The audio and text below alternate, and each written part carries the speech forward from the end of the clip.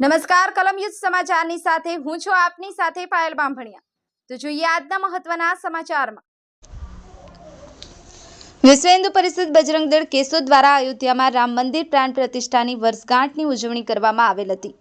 વિશ્વ હિન્દુ પરિષદ બજરંગ દળ દ્વારા રામ મંદિર પ્રાણ પ્રતિષ્ઠાની ઉજવણી રામધૂન તથા હનુમાન ચાલીસા કરીને ઉજવણી ગોકુલ એપાર્ટમેન્ટ ખાતે કરેલ હતી, જેમાં રામ મંદિરનું ખાતમુહૂર્ત કરવામાં આવેલ હતું। ત્યારે વીહીપીની ટીમ દ્વારા સંકલ્પ કરાયો આવેલ હતો કે જેમાં 200થી વધુ શનિવારે રામધૂન કરેલ હતી અને ત્યારબાદ પ્રાણ પ્રતિષ્ઠા થયેલ બાદ આ હનુમાન ચાલીસાનો સંકલ્પ પરિપૂર્ણ થયેલ। ત્યારબાદ શનિવારના દિવસે રામ મંદિર પ્રાણ પ્રતિષ્ઠાનું પ્રથમ વર્ષ પૂર્ણ થયેલ હોય ત્યારે સંગઠન દ્વારા સત્સંગ કરવામાં આવેલ હતો અને બહોળી સંખ્યામાં રહીશો ઉપસ્થિત રહી અને ધૂનની મોજ માણેલ હતી।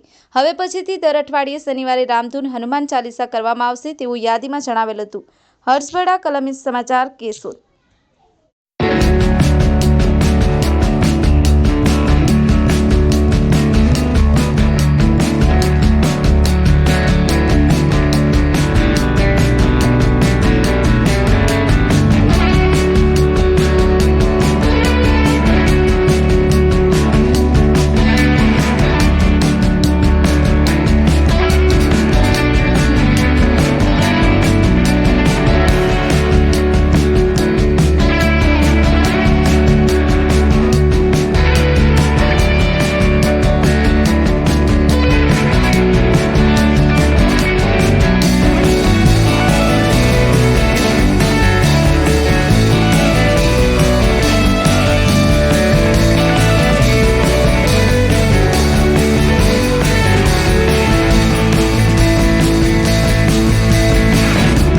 જય શ્રી રામ।